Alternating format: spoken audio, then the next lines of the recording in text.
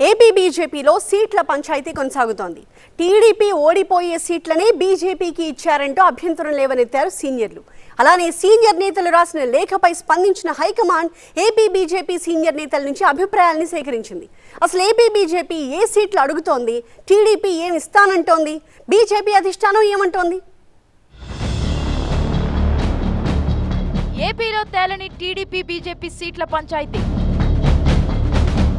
ఓడిపోయే సీట్లను TDP ఇచ్చిందంటూ BJP సీనియర్ల అభ్యంతరం.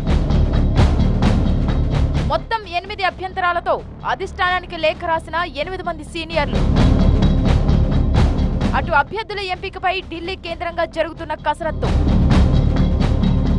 ఇచ్చేవి నచ్చవు, నచ్చేవి ఇవ్వరు. ఏపీ బీజేపీలో మరోసారి సీట్ల పంచాయతీ తెరపైకి వచ్చింది. రోజులు గడుస్తున్న సీట్ల వ్యవహారంలో బీజేపీ, టీడీపీ, జనసేన మధ్య క్లారిటీ మాత్రం రావడం లేదు. చాలా సీట్లలో 3 నుంచి పోటీ ఉండడంతో కొన్ని అసెంబ్లీ స్థానాల ప్రకటనను జనసేన, టీడీపీ పెండింగ్ లో పెట్టింది. పొత్తులో భాగంగా బీజేపీ 10 అసెంబ్లీ స్థానాలు, 6 పార్లమెంట్ స్థానాల్లో పోటీ చేస్తున్నట్టు ప్రకటన వచ్చినా ఎక్కడి నుంచి పోటీ చేస్తారు, ఎవరు బరిలోకి దిగుతారు అనే దానిపై మాత్రం స్పష్టత రాలేదు.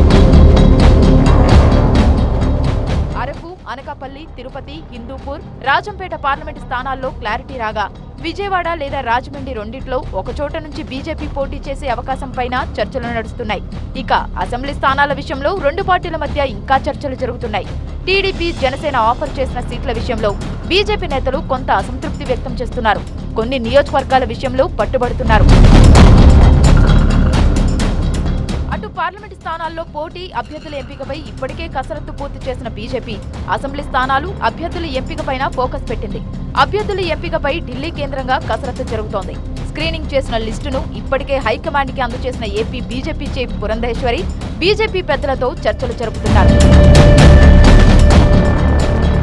ఒకవైపు అభ్యర్థుల జాబితాపై బీజేపీ హైకమాండ్ కసరత్తు చేస్తుంటే, మరోవైపు ఏపీ బీజేపీలోని సీనియర్ వర్గం నేతలందరూ అభ్యర్థుల ఎంపిక, పోటీ చేసే స్థానాలపైన తీవ్ర అసంతృప్తి వ్యక్తం చేస్తున్నారు.